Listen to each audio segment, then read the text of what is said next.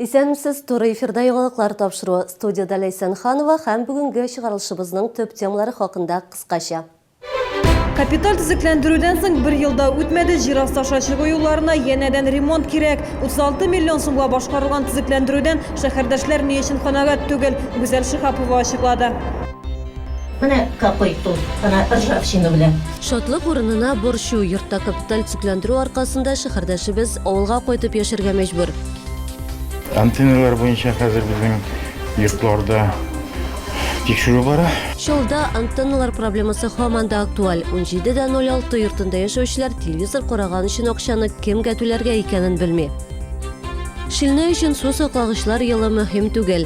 Җирлектә сулыклар янында төзелгән законсыз корылмаларны сүтәргә теләмиләр. Балалар хәзер телефоннарында утыра һәм урамга да чыкмыйлар. Яшь буынны иртәнге гимнастика ясарга өйрәтәчәкләр. Чаллыда сәламәтлек акциясе старт алды. Җир асты аша чыгу юллары беренче кышны да үтә алмады. Узган елларны төзекләндерүгә республика бюджетыннан 36 миллион сум акча бүленгән иде. Нәтиҗәдә 7 кичүдә ремонт ясалды. Бу һәр объектка 3-4 миллион сум акча дигән сүз. Әмма шәһәрдәшләр финанслар максатчан кулланылмады дигән фикердә. Владимир Путин күрсәтмәләре үтәлешен контрольдә тоту максатыннан оештырылган иҗтимагый халык фронтына да 200-гә якын шәһәрдәшебез мөрәҗәгать иткән. Теманы хәбәрчебез Гүзәл Шихапова дәвам итә. Яңгыр һәм кар сулары диварларда ямьсез таплар калдырган, буяу да урыны белән куба башлаган. Ә бит көз көне генә төзекләндерүчеләр буяу барлык һава торышына да чыдам булачак дип ышандырган иде. После краски это окончательный грунтовка. Буяганнан соң шушы лак белән йөреп чыгабыз. Уланы су тиюдән саклый. Бик кыйммәтле махсус лак. Әллә махсус лакның сыйфаты начар булган, әллә ул бөтен диварга җитмәгән. Шәһәрдәшләр маляр сөйләгән сүзләр белән килешми. Медицина шәһәрчеге тукталышындагы җир асты кичүендә нәкъ шул буяу аркасында капиталь төзекләндерүгә түбән бәя куелды. Моның бәясе бик начар эшләнгән. С них надо вытребовать деньги обратно. Ну вот там уже отдирается краска, отлетает. Не знаю, краска может некачественная, не знаю. Базар тукталышында да шул ук хәл биредә сәгать сайын изләгән кеше йөри. Сатучылар әйтүенчә җир асты аша чыгу юлы ремонтка кадәр яхшырак хәлдә булган. Плитки снаружи стояли мраморные. Элек мәрмәр плитәләр тора иде. Аларны 71 елда урнаштырдылар. Шул плитәләр урынында нинди диварлар ясап куйдылар. Шуларны гына ныгытырга иде. Штукатурлап буяп куйдылар да буяу гел кубып тора.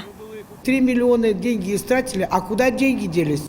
3 миллион тирәсе акча туздырдылар, алар кая киткән? 1 елдан соң яңадан буярга. Бу бит тагын акча чыга дигән сүз. Кемнеңдер кесәсенә кергән яки арзан буяу алганнар. Стенаның яртысы бөтенләй буялмаган. Ремонтка кадәр биредә яхшырак иде. Дөрес, кайбер урыннарда хаталарны төзәтә дә башладылар. Бүген медицина шәһәрчеге тукталышында кичүнең түбәсе белән дивар тоташкан урыннарны халай белән тышлыйлар иде. Стеналарга су үтүдән саклый, моторлык бирә. Шуның основной функциясе шуның. Чаллыда кичүләрне капиталь төзекләндерүнең начар сыйфаты халык фронты активистлары игътибарында җәлеп иткән. Есть серьезная проблема. Все осыпается, штукатурка. Җитди проблема бар. Штукатуркада буяуда кыйла, тиешле урыннарда түбәләр юк. Сыйфат сөендерми. Чаллы халкыннан 150-гә якын мөрәҗәгать теркәлде. Хәзер халык фронты активистлары шәһәр җитәкчелегенә мөрәҗәгать әзерли. Подрядчы оешмалар исә гарантия шартлары нигезендә хаталарны үз хисапларына төзәтергә тиеш булачак. Гүзәл Шихапова, Алексей Иванов, яңалыклар. Чираттагы сюжетыбызда ремонт темасына капиталь төзекләндерү шатлык урынына мәшәкать кенә өстәгән. Безнең редакциянең кайнар элемтә телефонына 23.05 йортында яшәүче шәһәрдәшебез шалтыратты. Әнисә Хазина ремонтның сыйфатсыз башкарылуы аркасында бүген авылда яшәргә мәҗбүр. Эшне бетергәннән соң төнне сәгать 11-дә суны җибәрделәр. Берсе кирде дә, карады да, тиз генә жүгереп чыгып та китте. Ул чыгып киткәчтен мин дә карадым, мен карый башладым. Менә моннан капыт иткәнне таптым. Менә капыт ул, ана ржавчина белән. Әнисә Хазина торбаның дөрес куелмаганын сантехниклар киткәч кенә күреп ала. Ремонт барышында торбага өстән зур инструмент килеп төшкәнгә күрәдер дип уйлый ул. Җомга көнне җайланманың төшүе турында хуҗабикә сантехникларга әйтергә кыенсына, ә хәзер бер нәрсәне дә дәлилли алмый. Сантехниклар Әнисә Хазина торбага авыр предмет белән үзе суккан диләр. Янәсе пенсионер моны торбаны бушлай алмаштырсыннар өчен эшләгән. Ул бит ана гүрләп акмый капыт. Ну бит bütünlüğü ışkınıp gittiği de var. Ondan sonra ben sonuç yaptım.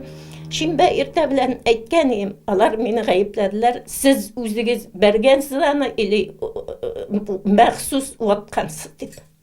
Santexniklar bu hizmet için 5000 so'm akça so'ragan Anisa apa kichkinagina pensiya akchasini turbani oluştura olmayim diye. Kommunalchilar aytuyincha barisi da zakon negizinde federal qonun bo'yicha kapital remont vaqtida umumiy yurt milkigina tuzuklantiriladi. Ko'gargan turbalar Fatir xo'jasining milki. Житель данной квартиры может подойти, у нас имеются платные услуги. Fatir xo'jasi idora etuvchi uyushmaga kela ola. Biz xalqqa to'lovli xizmatlar ko'rsatamiz, g'ariza yozib, oldan to'lab qo'yish kerak. Podryadchi turak ekspluatatsiya bo'ligi turbani olishtira. Santexniklarda da xato bor, ularning hisoblovlari durust tugul. Kommunalchilar sanovi bo'yicha 20 mm li 12 metrli turbani o'tkarish uchun 5000 tugul, 10000 so'm akcha kerak bo'lacak. Demak, kutib olingan kapital remont shahardashimiz uchun shodlik o'rnida yangi shig'imlar ham mashaqqat istaydigan so'z. Guzar Shihapova, Guzar Habibullina, yangiliklar. Шәһәрдәшләр телевизор караган өчен кемгә түләргә тиеш? Шундый сорау белән безгә Зәп бистәсенең 1706 йортында яшәүчеләр мөрәҗәгать итте. Аларның почта тартмаларына кабельле телевидение өчен квитанцияларны даими рәвештә салалар. Гәрчә шәһәрдәшләрнең алар белән килешүләре булмаса да. Ә менә бу айда фатир өчен түләүләр кагазында гомуми антенна өчен түләү графасы бөтенләй югалган. Сәбәп нидә һәм телевизор караган өчен акчаны кемгә түләргә? Хәбәрчебез ачыклады. Вот я опять получил квитанции, я их собрал, вот. Опять нужно вот 240 рублей. Анатолий Бурсов түләү кагазларының нәрсә өчен килгәнен аңламыйм ди. Сумма әллә ни зур түгел, әмма 5 ай дәвамында килгән квитанцияларны кушсаң шактый җыела. Әлеге йортта яшәүчеләрнең күбесе бу квитанциялар буенча түләмәгән. Шәһәрдәшләр телевизорлар күрсәтми башлар дип борчыла. Мы хотим, чтобы разобрались. Без буталып беттек инде, яхшылап аңлатсыннар иде. Телеантенна өчен түләүләр фатир өчен түләү кагазларына язылсын иде. Алай аңлашлырак булачак. Пенсионерлар өчен түләү кагазларында антенна пункты булмавына игътибар иткән. Хәзер әлеге хезмәт өчен кемгә түләргә икәнлеген белмиләр. Если какой-то житель не получает квитанцию, Әгәр шәһәрдәшләр гомуми антеннага хезмәт күрсәтү өчен квитанция алмаган икән, димәк бу ниндидер аңлашылмаучанлык булырга мөмкин. Бәлки кайбер сәбәпләр аркасында идарә итүче оешма мондый хезмәтне күрсәтми торгандыр.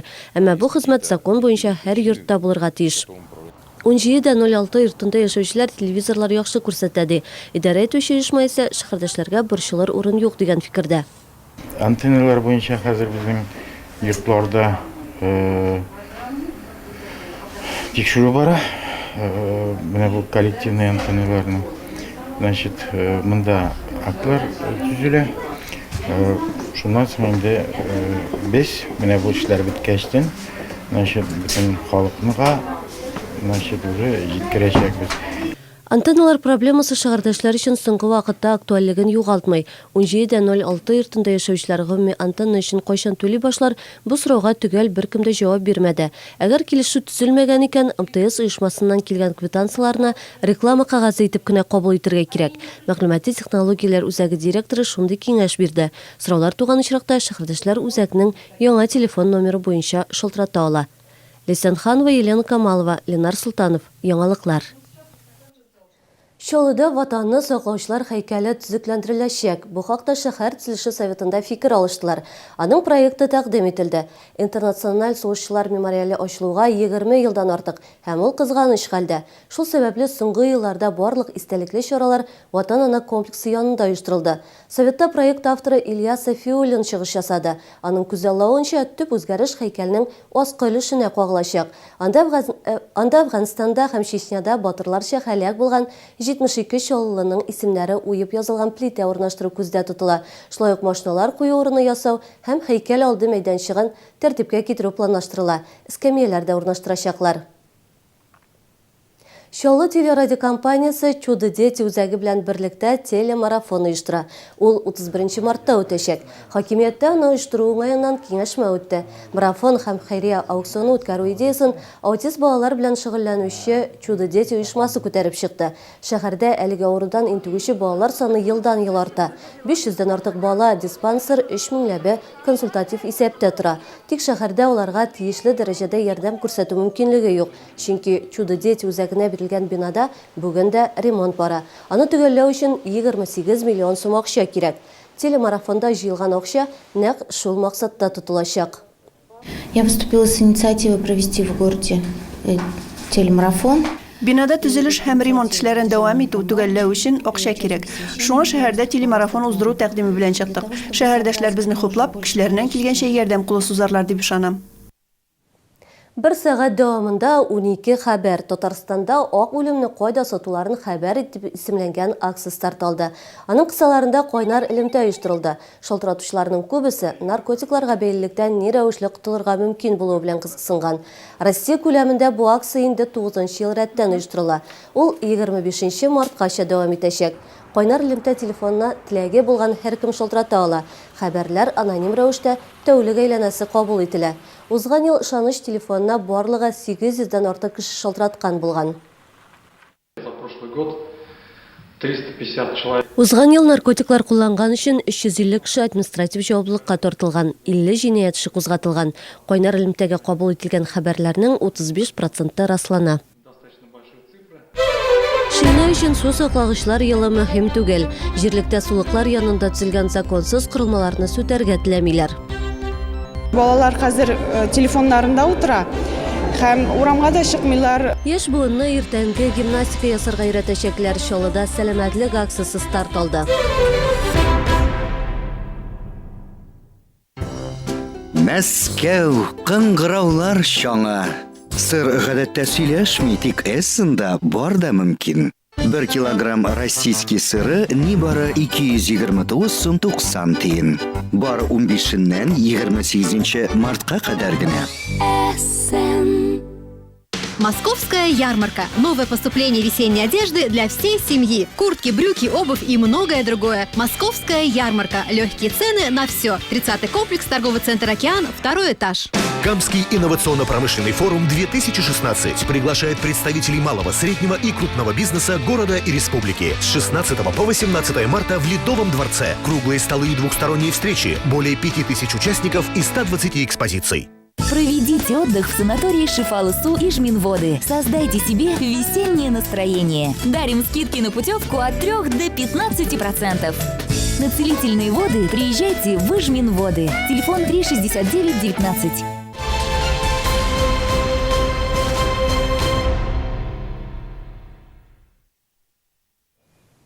Siz to'g'ri efirda yangiliklar topshiruvini qaraysiz. Biz olg'a taба davom etamiz.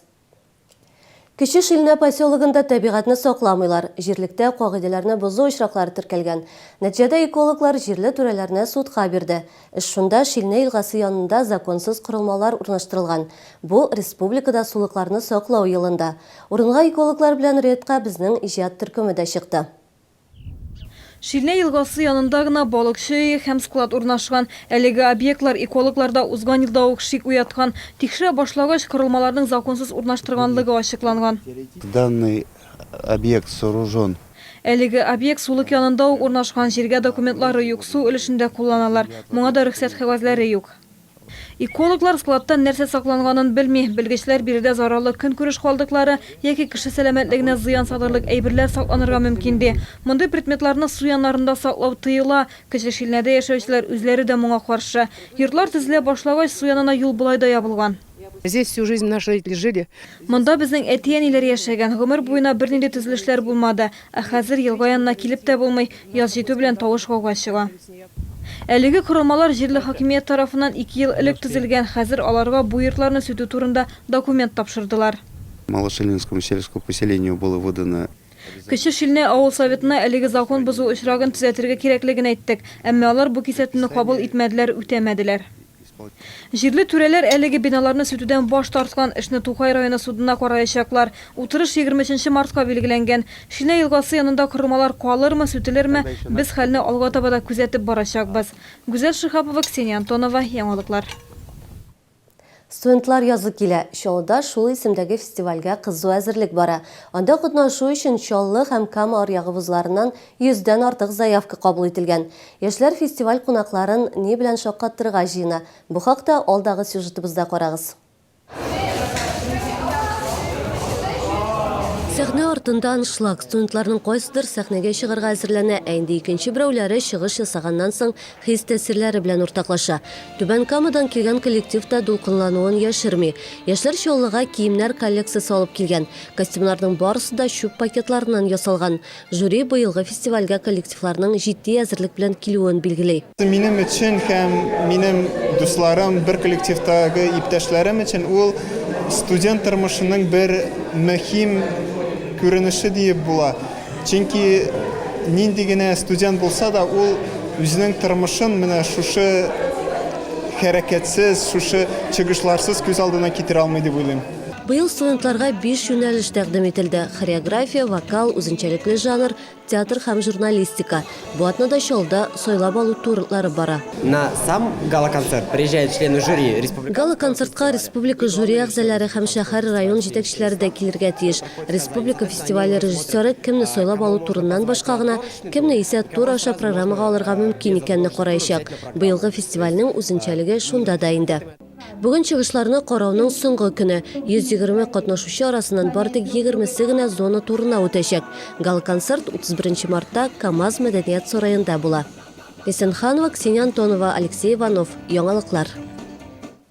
Кыш белән яз тартышы дәвам итә, тик шулай да кояш нурлары җылытканнан җылыта бара.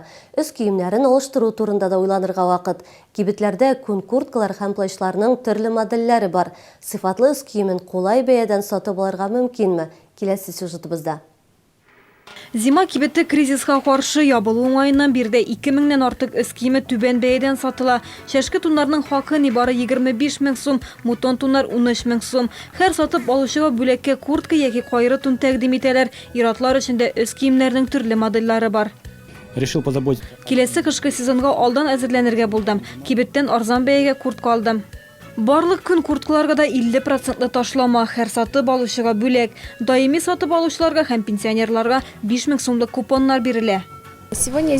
Мин кайры тун алдым, бүләккә көн куртка бирделәр. Большой ассортимент. Ассортимент киң көн куртка сайладым. Хәзер барлык егетләрнең башын әйләндерәчәкмен.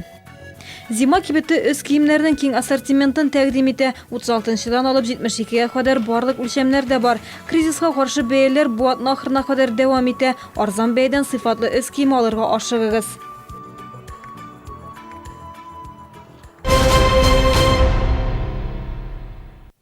Бүгенге иртә гимнастика белән башланды. 34-нче мәктәптә сәламәтлекне сайла дип исемләнгән акция үтте.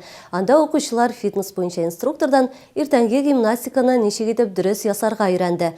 Балалар гадәти булмаган дәресне ничек кабул иттесең? Бу турыда алдагы сюжетыбызда карагыз.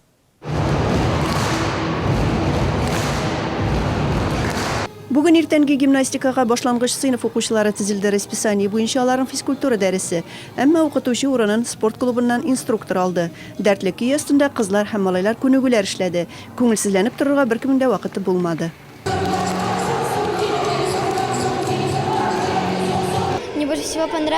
Миңа күбрәк түгәрәккә тизилеп ясаган күнегүләр ошады. Бигрәк тә сикерүләр, бер-бер артлы тизилеп йөрүләр. Спортны бик яратам. Миңа спорт бик ошый, дзюдо белән шөгыльләнәм. Тәнем нык, шуңа күрә шпагатка утырыр өчен гимнастик белән шөгыльләнәм. Иртәнге гимнастика файдасы турында хәтта автор башкаручы Владимир Высоцкий да җырлаган. Шул вакыттан бирле берни дә үзгәрмәгән. Катлаулы булмаган иртәнге физик күнегүләр көн дәвамында җитәрлек көч дәрт бирә, кәефне күтәрә. Было очень весело. Бик күңелле булды, без йөгердек, сикердек, армадык та. Миңа калса, без көне буе яхшы кәефтә булачакбыз. Сәламәтлек акциясын Заман яшьләр үзәге белән берлектә кадрлар резервы республика проекты вәкилләре оештырды. Бу акцияны без сәламәт яшәү рәвешенә багышладык. Чөнки балалар хәзер телефоннарында утыра. Һәм урамга да чыкмыйлар, иртәнге зарядкаларда эшләмиләр. Шуңа итеп, бәләкәй чактан ук балаларны өйрәтергә кирәк зарядка ясарга, иртәнге зарядка ясарга. Чаллыда акция бүген старт алды. Оештыручылар аны башка уку йортларында да хуплап каршы алырлар дигән теләктә кала. Вдох глубокий, руки шире, не спешите, 3-4. Бодрость духа, грация и пластика. Общеукрепляющая, утром отрезвляющая. Илсия Валюэлина, Гүзәл Хәбибуллина, Яңалыклар. Оренбургда кикбоксинг бойынша Евразия кубогы 2016 халыкара турниры түгәлләнде. Анда 7 яшьтән алып 19 яшькәчә спортчылар катнашты. Ярышларга Казакстан, Үзбәкстан һәм Евразияның башка дәүләтләреннән иң көчле спортчылар җыелды. Анда шәһәрдәшләребез дә катнашты. Чаллы кикбоксинг осталарына нигездә Оренбургтан килгән көндәшләре белән сынашырга туры килде. Юниор төркемдә чыгыш ясаучы Кирилл Черепанов 3 ярышта да алар белән көрәште. Нәтиҗәдә җиңү. Это просто годы тренировок. Бу күп еллык тренировкалар нәтиҗәсе, күнекмәләрне калдырырга тырышмыйм, ныклап шөгыльләнәм. Авыр үкчәүдә исә Чаллыдан Руслан Алибеков яклады. Ул да көндәшләренә караганда үзенең көчлерәк икәнен күрсәтте. Тяжелые бои были, я ничего не скажу. Авыр ярышлар иде, финалда миңа Казакстан боксчысы белән көрәшергә туры килде. Җиңүгә ирештем. Турнирда барлыгы 8 Чаллы кикбоксеры катнашты. Аларның 6-сы җиңү яулады. Чаллыга спортчылар 4 алтын, 1 көмеш һәм 1 бронза медаль алып кайтты. Алар барысы да Панчер клубында шөгыльләнә. Лесенханова, Константин Величко, Алексей Иванов. Яңалыклар. Быелгы беренче очко КамАЗ футбол клубы Саратовта Локомотив стадионында җирле Сокол командасы белән очрашты. Беренче минутларда уен безнең футболчылар файдасына булмады. Капкачы Максим Павлов команданы берничә тапкыр коткарып калды. Сокол белән 2 матчта КамАЗ 4 очко җыйды. Нәтиҗәдә беренче уенда Чаллы клубы 3-0 исәбе белән җиңде. Я думаю, заслужили мы сегодня очко, это рецепт. Без бүген очкога лайык дип уйлыйм. Бәлки командада безнең өчен уңайлы булгандыр. Уенга бирелү дә файдага гына. Бигрәк тә капкачы һәм һөҗүмчеләребез уеннан билгеләп үтәсем килә. Турнир таблицасында 1 очко белән командалар үз урыннарында калды. Сокол 10нчы урында. КамАЗ исә футбол милли лигасында таблицаны төгәлли. Чираттагы матч 20 мартта булачак. Анда КамАЗ Түбән Новгородтан Волга командасы белән уйный. Бүгенге чыгарылышыбызда бу сезгә җиткергә өлгергән соңгы хәбәребез яңалыклар белән tvchilna.ru сайтында һәм ВКонтакте челтәрендә рәсми төркемебездә дә таныша аласыз. Мин сезнең белән саулашам, исән-имин булыгыз.